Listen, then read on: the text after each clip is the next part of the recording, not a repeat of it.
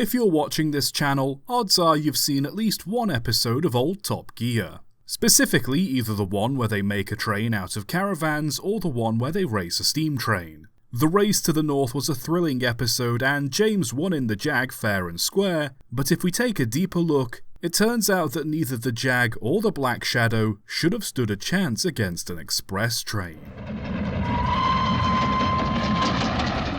I know this isn't my usual kind of content, but I thought I'd try something new. For those who haven't watched Series 13, Episode 1 of Top Gear, the premise is Hammond, Clarkson and May decided to have a race from London to Edinburgh to see who would win if it took place in 1949. Hammond rode a Vincent Black Shadow superbike, May drove a Jaguar XK120, and Clarkson rode on the footplate of Tornado, a replica of a Peppercorn A1 Pacific locomotive. With the Jag needing frequent short pit stops and Tornado needing a few long ones, it became a very close race between the car and the train, with the Jag winning in the end, making it to the finish line 10 minutes before the A1. The bike meanwhile didn't stand much of a chance after Hammond accidentally clogged a carburetor. Now, all things considered, for the modern day, it was a fair race. I could bang on about the quality of the roads in 1949 or how Tornado's injectors playing up cost them time, but both Clarkson and May weren't subject to circumstances that would have been out of place in the 1940s. However, if the race truly did take place in 1949, there would be three things a steam locomotive would have greatly benefited from that they don't have access to in the modern day: crew access, speed limits, and infrastructure. Firstly is crew access. During the run, Tornado and its train had to make several stops along the way. One of these was to take on a fresh crew for the second half of the journey, which was a common practice on longer distance express services. Driving and especially firing a steam locomotive for an extended period of time is exhausting, too much for one crew to do alone for the entire 8-hour run from London to Edinburgh. There was, however, a solution the London North Eastern Railway came up with to allow their trains to keep running without the need to stop when taking on a fresh crew: the corridor tender. These tenders had a small walkway running through their water tanks and a connection to the carriage directly behind the locomotive, allowing a crew to simply walk from their quarters on the train to the footplate, saving the need to stop.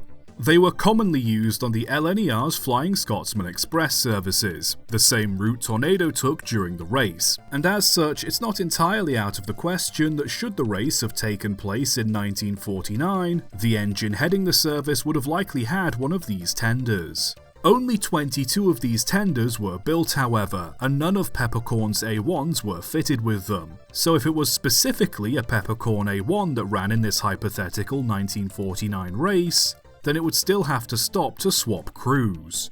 With this being the case, the reason I brought them up is because initially Flying Scotsman was supposed to be the one in the race, not Tornado. Scotsman still has the corridor tender that was given to it, but couldn't race at the time on account of it being in the midst of an extensive overhaul, and so the newly built Tornado was chosen instead. So what I'm trying to say in a bit of a roundabout way is that if the race really did run in 1949, there's a chance the train wouldn't have had to stop to take on a fresh crew, saving precious time on the run. I'll also take a moment to quickly mention how unintentionally fitting Tornado was as the locomotive of choice. The first batch of Peppercorn's A1s were delivered between October and December 1948, meaning that if the race did take place in 1949 with one of these engines, it would be hardly a year old. Tornado, incidentally, officially began operating in 2008, with the Top Gear episode filmed early in 2009, meaning that it too would have been a similar age to its forebears should the race have actually happened in 1949. Anyway, on to the second point: speed limits. On modern steam excursions, most locomotives are limited to 75 miles an hour for safety reasons. And in all fairness, that's still 5 miles an hour faster than the limit on most motorways, so Tornado still had an edge on the Jaguar. But we're discussing a race in 1949, where the speed limits weren't as strict. Many mainline Pacific engines on express runs could reach up to 80 to 85 miles an hour, some reaching up to 90. But for the sake of argument, let's focus specifically on the Peppercorn A1's performance. In service, the A1s frequently pulled trains at an average of 60 to 70 miles an hour. We also know, thanks to Tornado, that they could also reach up to 100 miles an hour under the right circumstances. You could make the argument that Tornado is an exception since the design was modified and upgraded slightly to make it more reliable on modern rails, but even then, given their pedigree, the A1s would still easily be able to reach and maintain 90 miles an hour on certain stretches of line. The Jaguar XK120 on the other hand is more than capable of reaching up to 120 miles an hour, reaching 132 in 1949, and while this would give any locomotive a run for its money, it would certainly be a struggle on the roads of post-war Britain, especially with how frequently it'd need to refuel. The A1s meanwhile could make the trip with one tender full of coal, so why in the Top Gear race they had to stop for 30 minutes to take on more when they had plenty left in the tender is beyond me. So in 1949, the A1s didn't need to stop for coal or crew and could go faster than what was allowed during the race. The only issue then is them needing to keep stopping to top up with water, which brings me to my last point. Steam locomotives are very thirsty things, with the Pacifics able to drink through the 5,000 gallons in their tenders in roughly 2 hours.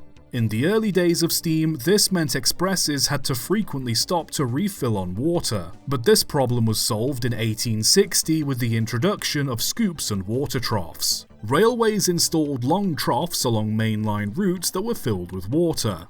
As locomotives passed over them, firemen could lower a scoop fitted to the underside of the engine or its tender, which, by using the speed of the train, would force water up the scoop and into the water tank. This system was used in the UK for over 100 years, right until the end of mainline steam in the country. Pretty much every mainline locomotive was fitted with a water scoop, peppercorns A1s included.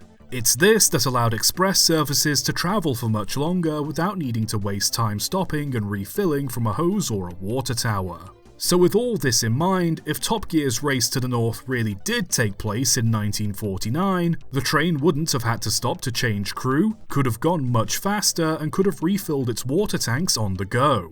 Assuming the Jaguar didn't have to obey the country's speed limits, then it would still be a close race, but with all these factors in mind, it'd certainly be stacked in favour of the railway.